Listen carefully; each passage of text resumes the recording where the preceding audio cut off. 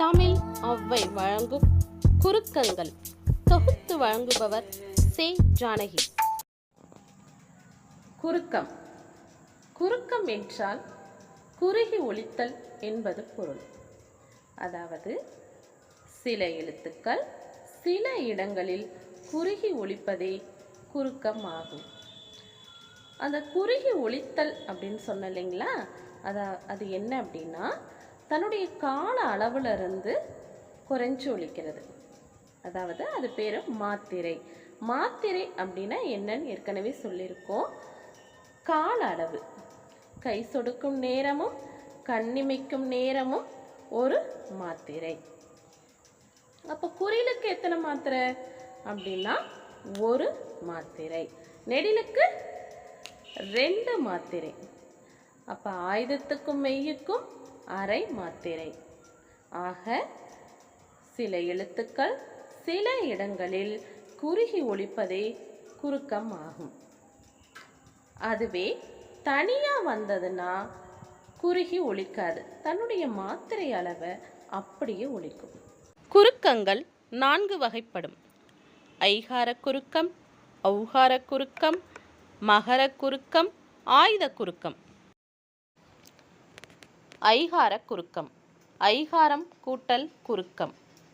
சில இடங்களில் தனக்குரிய மாத்திரை அளவிலிருந்து ஐகாரம் குறுகி ஒலிக்கும், அதுவே ஐகார குறுக்கம் எனப்படும். சொல்லுக்கு முதலிலும் இடையிலும் கடையிலும் ஐகாரம் தன்னுடைய மாத்திரை அளவிலிருந்து குறைந்து ஒலிக்கும். தனித்து வரும்பொழுது ஐகாரம் தன்னுடைய மாத்திரை அளவிலிருந்து குறையாமல் ஒலிக்கும். சான்று ஐ, தை, பை. இவ்வாறு ஐகாரம் தனியாக வரும்பொழுது தன்னுடைய 2 மாத்திரை அளவிலிருந்து குறையாமல் ஒலிக்கும்.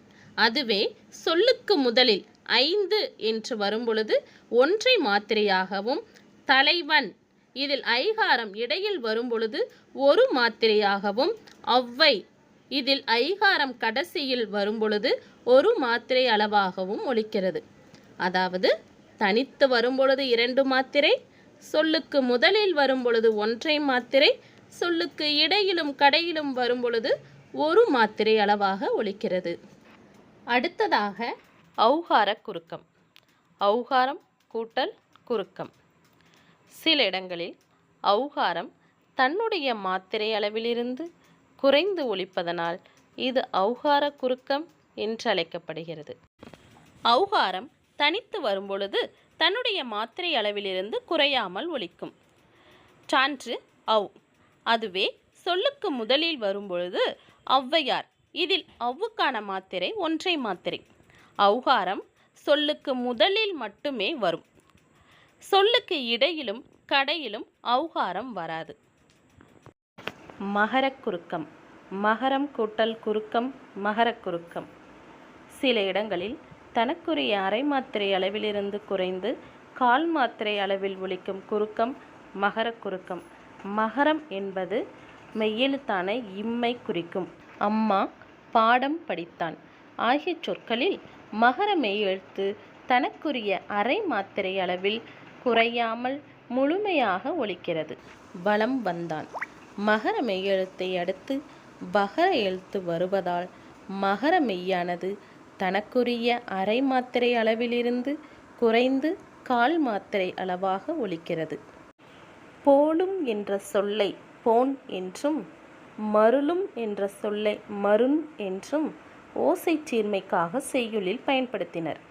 இச்சொற்களில் மகர மெய்யானது இன், இன் ஆகிய எழுத்துக்களை அடுத்து வருவதால் தனக்குரிய அரை மாத்திரை அளவிலிருந்து குறைந்து 1/4 மாத்திரை அளவாக ஒலிக்கிறது.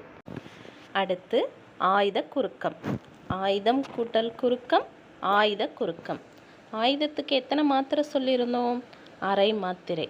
மெய்யுக்கும் ஆயுதத்திற்கும் அரை மாத்திரை.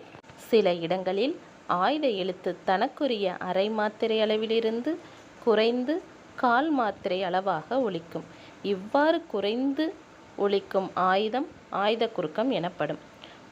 அக்கு தனியாக வரும்பொழுது தன்னுடைய அரை மாத்திரை அளவிலிருந்து குறையாமல் முழுமையாக ஒலிக்கும்.